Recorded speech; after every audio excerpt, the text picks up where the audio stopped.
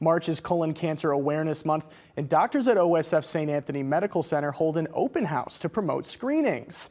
Colon cancer remains one of the most common forms of cancer in the U.S., with 150,000 patients being diagnosed with the disease each year, and about 50,000 will die from the disease in 2024.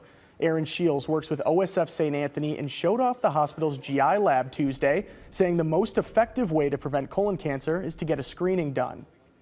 It depends on the type of screening. There are several different options. There are stool-based testing, there is the gold standard colonoscopy, and each one of those will have a different time interval for how often it needs to be performed.